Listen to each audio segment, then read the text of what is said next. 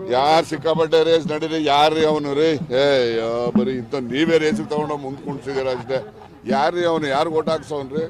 ನನ್ನ ಕಾನ್ಶಿಯಸ್ ಇಲ್ಲ. ನಾನು 5 ಎಲೆಕ್ಷನ್ ಮಾಡಿದ್ದೀನಿ ಮಧುಗಿರಿನಲ್ಲಿ. 1 ಎಲೆಕ್ಷನ್ 1 ಓಟ್ ಹಾಕ್ಸಿದ್ದೀನಿ. ನಾನು ಓಟ್ ಇದು ಅಂತ ಹೇಳಿ ಅವನಿಗೆ.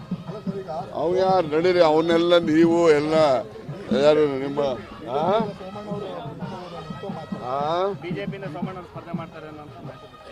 ಆಕಾಶ ನೋಡೋದಕ್ಕೆ ನೂಕ್ಲೇನಪ್ಪ. ಯಾರು ಬೇಕಾದ್ರೂ 1ನೇ ತಾರೀಕು ಮತ್ತೆ ಮುಖ್ಯಮಂತ್ರಿಗಳು ಹಾಸನಕ್ಕೆ ಬರ್ತಾರೆ. ನನಗೂ ಹಾಸನಕ್ಕೆ ಏನು ಸಂಬಂಧ ಗೊತ್ತಿಲ್ಲ. ನನಗೆ ಉಸ್ತುವಾರಿ ಹಾಕೋದು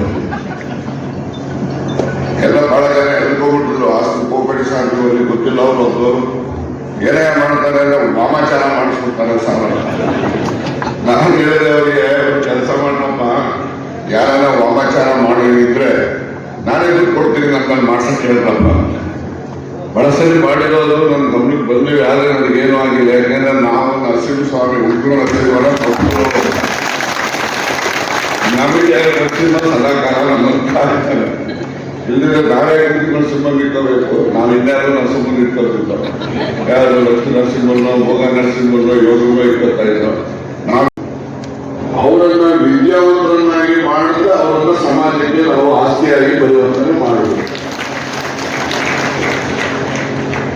ನಾನು ಹೆಸರು ಹೇಳಲಿಕ್ಕೆ ಹೋಗೋದಿಲ್ಲ. ನಾನು 70ರ ದಶಕದಲ್ಲಿ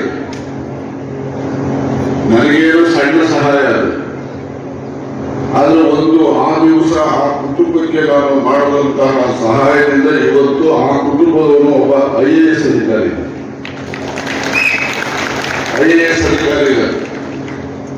ನಾನು ಅವರ ತಾತ ಪಾಪ ಒತ್ತಾಟ ಮಾಡ್ತಾ ಇದ್ರು. ನಿಮ್ಮ ಚಿಕ್ಕನಹಳ್ಳಿ ಅವರು ನರಸಿಂಹ ಅಂತ ಹೇಳಿ ಅವರ ತಂಗಿ ಮಗನಿಗೆ ಕೊಟ್ಟಂತ ಒಂದು ಸರಿ ತಪ್ಪು ಕಾನೂನು ಇತ್ತೋ ಇನ್ನೂ ಗೊತ್ತಿಲ್ಲ.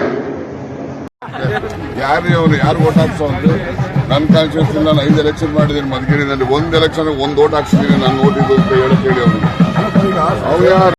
ಇವ್ರ ಮೇಲೆ ಒಂದು ಕೇಸು, ಅವ್ರ ಮೇಲೆ ಒಂದು ಕೇಸು, 2 ಕೇಸು.